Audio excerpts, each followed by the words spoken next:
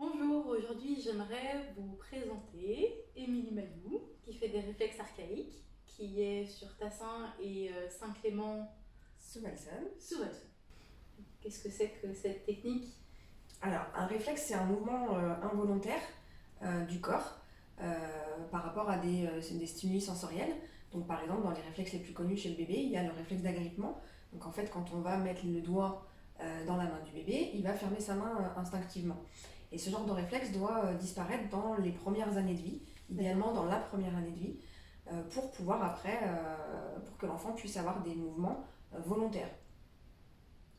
Mais j'imagine qu'on a plein de mouvements comme ça quand on naît. On Oui. peut en avoir des millions. C'est ça. Enfin, Alors des millions, non, peut-être pas, mais il y a une petite centaine de réflexes.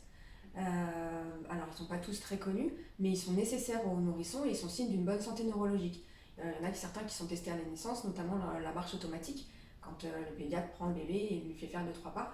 Ça, c'est un réflexe archaïque. Si ces réflexes sont pas là, ça signifie qu'il y a un souci, qu'il peut y avoir un souci d'ordre neurologique. Donc ils sont indispensables au tout petit et ils lui permettent, notamment, je pense au réflexe de succion, qui permettent à l'enfant de s'alimenter et donc de survivre. Donc enfin, il y a plusieurs types de réflexes. Il y a les réflexes archaïques, donc ceux-là sont des mouvements involontaires. Et ensuite, une fois que ces réflexes-là sont intégrés, il va y avoir les réflexes posturaux ou les réflexes de vie qui vont prendre la place et qui vont permettre d'avoir un bon tonus musculaire, un bon équilibre, des choses comme ça. Et ceux-ci, par contre, restent actifs, doivent se développer et restent actifs tout au long de la vie. pour les adultes et les enfants, Alors moi, j'accompagne enfants, ados, adultes, même jusqu'aux seniors, pour les personnes qui ont des soucis au niveau des maladies neurodégénératives. Je pense notamment à Parkinson, Alzheimer, où là, on peut effectivement retrouver un équilibre, notamment postural, par le biais de cette méthode-là. Et pour les enfants, c'est principalement des troubles d'apprentissage ou des troubles émotionnels. Et chez l'adulte, ça va être pareil, troubles émotionnels ou posturaux. Par exemple, les sportifs qui veulent améliorer leur posture, des personnes qui ont un stress important, qui sont pas très à l'aise en public, qui ont des difficultés à s'exprimer, des choses comme ça. Et du coup, on commence par un bilan. Un bilan. Toi, tu testes les réflexes? C'est ça. Donc en fait, pendant le bilan, c'est un rendez-vous qui dure un petit peu plus longtemps, pendant lequel donc, on revient sur les différentes étapes importantes de la vie du consultant. Et puis ensuite, par des petits tests, on va mesurer le degré d'intégration des réflexes, parce qu'ils peuvent être partiellement intégrés ou pas du tout. Donc on va tester ce degré d'intégration. Et puis ensuite, par rapport à un objectif de séance, on va mettre en place un programme d'intégration avec des petits mouvements à faire à la maison pour consolider ce qu'on a fait en séance. Donc pendant la séance, ça va être des mouvements et des pressions, et puis après, entre les séances, des petits mouvements simples et ludiques à répéter à la maison le plus régulièrement possible. On va faire un petit test pour voir si j'ai les réflexes ou pas. Un réflexe. Un réflexe. Alors, tu mets tes mains comme ça, voilà, et je vais tourner ta tête d'un côté et de l'autre. Ok, tu fermes les yeux et on fait la même chose. Donc là, le réflexe, c'est le réflexe tonique asymétrique du cou que je teste, RTAC. Et quand je tourne ta tête, tu as les bras qui bougent légèrement. On a des enfants chez qui le mouvement de la tête est pas possible, il n'est pas du tout dissocié. C'est-à-dire que quand ils tournent la tête, ils ont les bras qui partent avec. Donc ça, ces enfants-là, ils ont du mal à croiser la ligne médiane. Donc ça va être des enfants qui vont avoir du mal en écriture, puisque écrire comme ça va être compliqué. Donc ils vont avoir tendance à tourner la feuille pour pas traverser la ligne médiane. D'accord. Et ça va poser des problèmes au niveau postural, au niveau de la lecture et de l'écriture, forcément. Normalement, il doit y avoir aucun mouvement. D'accord. Alors, il peut y avoir ce mouvement-là, ou alors un petit mouvement comme ça. D'accord. Voilà. Et donc, si c'est ça, c'est que c'est bon, c'est intégré. Si ça bouge pas du tout, c'est que c'est intégré. Si un mouvement comme ça, c'est que le degré d'intégration est plus ou moins élevé. Okay. Voilà. Et si c'est complètement comme ça veut dire que là, le réflexe n'est pas du tout intégré. Donc là, très souvent, c'est des enfants qui ont des grosses problématiques à l'école. Après, c'est souvent moi, je reçois beaucoup des enfants, donc très souvent, c'est qu'il y a des problématiques à l'école, d'ordre cognitif. Donc ça va être des troubles de l'attention, des difficultés, des troubles 10, des choses comme ça.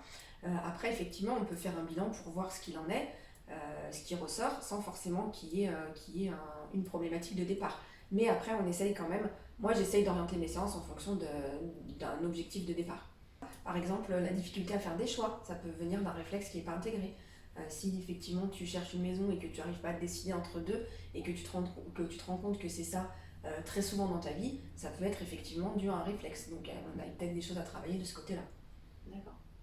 Et quand, si moi je constate avec mes enfants qu'il y a quelque chose que j'aimerais peut-être leur apporter par cette technique, comment ça se passe moi, le parent, je te donne la problématique, comment tu fais après pour le transposer à l'enfant? Est-ce que tu le reçois tout seul?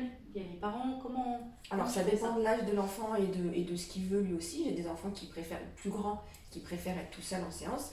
Donc à ce moment-là, pour le bilan, il y a toujours le parent, puisque quand même on revient sur des choses dont l'enfant n'a pas forcément connaissance. Par exemple, des questions que je demande systématiquement, c'est est-ce que l'enfant a rampé? Est-ce que l'enfant a fait du quatre pattes? Puisque c'est des étapes primordiales du développement de l'enfant. Et s'il n'est pas passé par ces étapes-là, sans même faire le bilan, il est très probable qu'il y ait des réflexes qui soient non intégrés.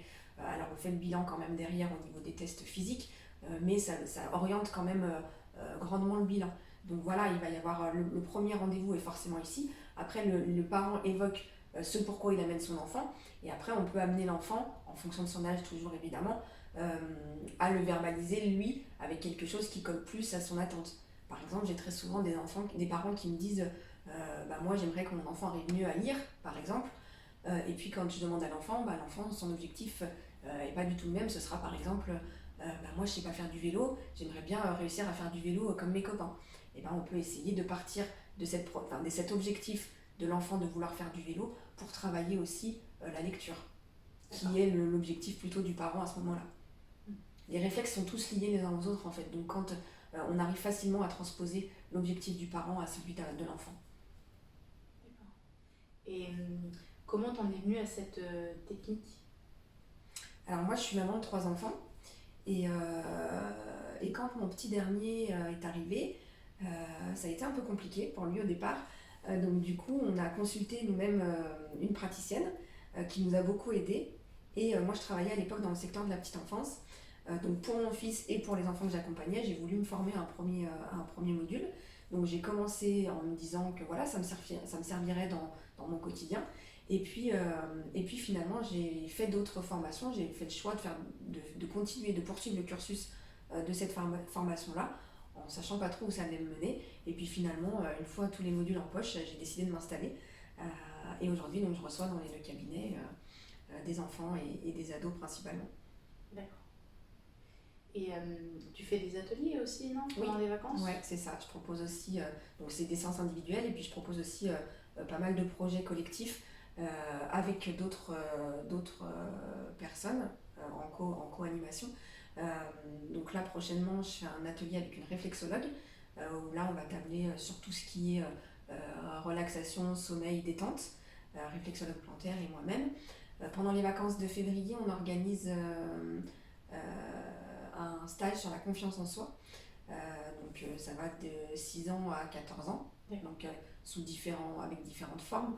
Donc là, je serai avec Elodie qui est psychologue au centre de Tassin. Donc on fait ça à Tassin. Et puis je propose aussi des interventions dans les écoles sur demande et dans les établissements pour personnes âgées. D'accord. Et les personnes âgées, ils sont réceptifs à ça?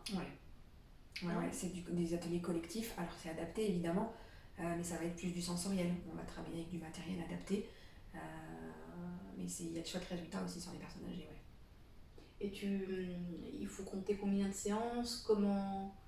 Alors là, c'est vraiment variable d'une personne à l'autre, d'un objectif à l'autre. Et puis, ça demande quand même de l'investissement aussi à la maison. Donc c'est vraiment un travail d'équipe entre l'enfant, les parents et moi. Donc du coup, c'est vrai que si l'enfant, entre 2 séances, ne fait pas trop ses exercices à la maison, il va falloir un petit peu plus de temps ou alors se voir plus souvent. Sachant qu'une séance, c'est toutes les 3... Enfin, la durée entre 2 séances, ça va être toutes les 3 semaines. Donc entre ces séances-là, il va falloir faire un petit peu de travail à la maison ou alors se voir plus régulièrement. Et on compte 1 heure? 3 quarts d'heure, ouais, entre 3 quarts d'heure et 1 heure en fonction de l'âge des enfants, ouais, par des personnes. Et le bilan, peut-être 1 heure, 1 heure et demie? Ouais, c'est ça. Ouais. Okay. Une fois qu'ils sont intégrés, ou il faut quand même continuer à souvent travailler et retravailler? Alors, une fois qu'ils sont intégrés, ils sont intégrés. Cela dit, certains peuvent se réactiver suite à un gros stress par exemple, ou un accident de voiture, ou voilà. Il va y avoir des choses qui peuvent réactiver ces réflexes.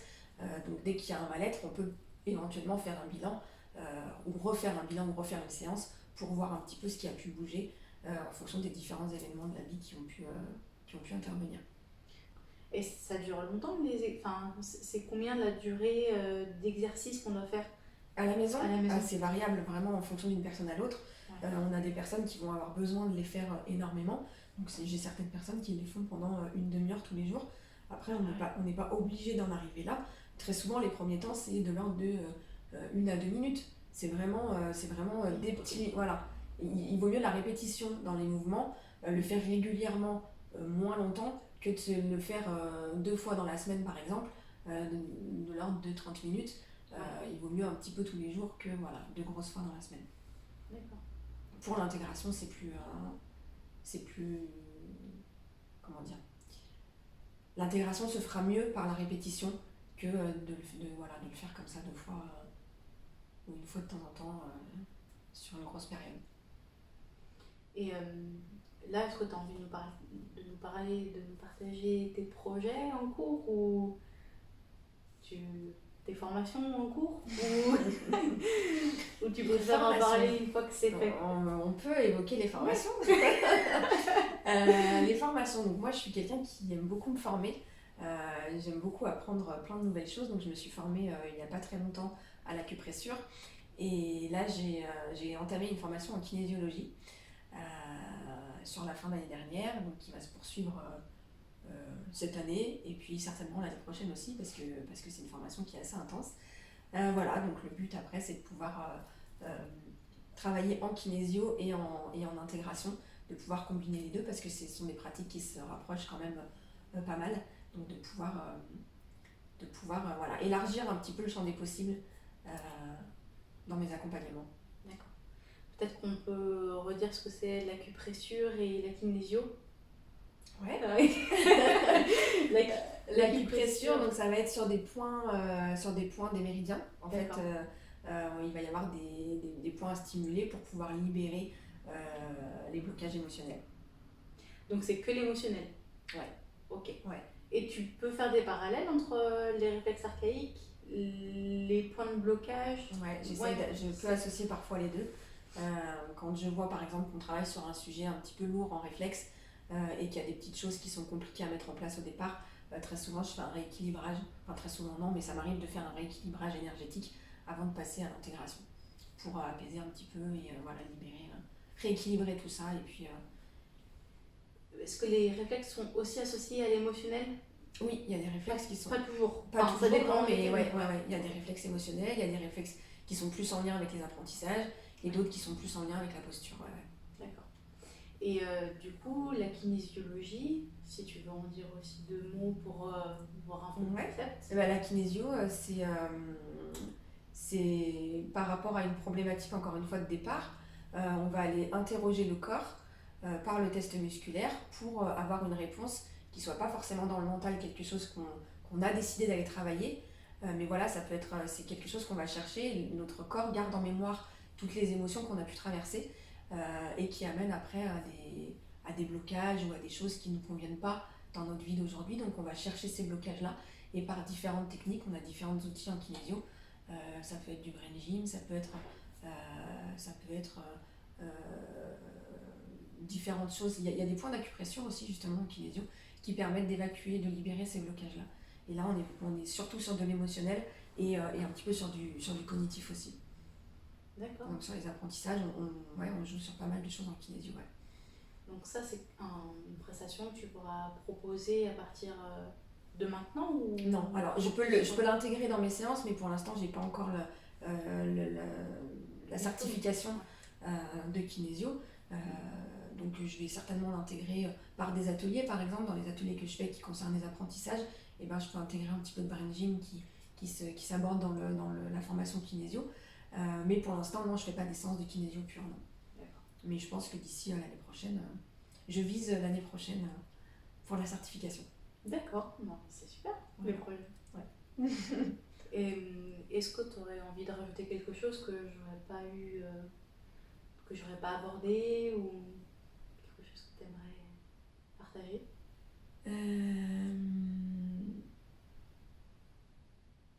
Après, moi, je suis assez fan du fait des équipes pluridisciplinaires. Donc, c'est pour ça que j'ai fait le choix de travailler dans des cabinets où il y a d'autres pratiques.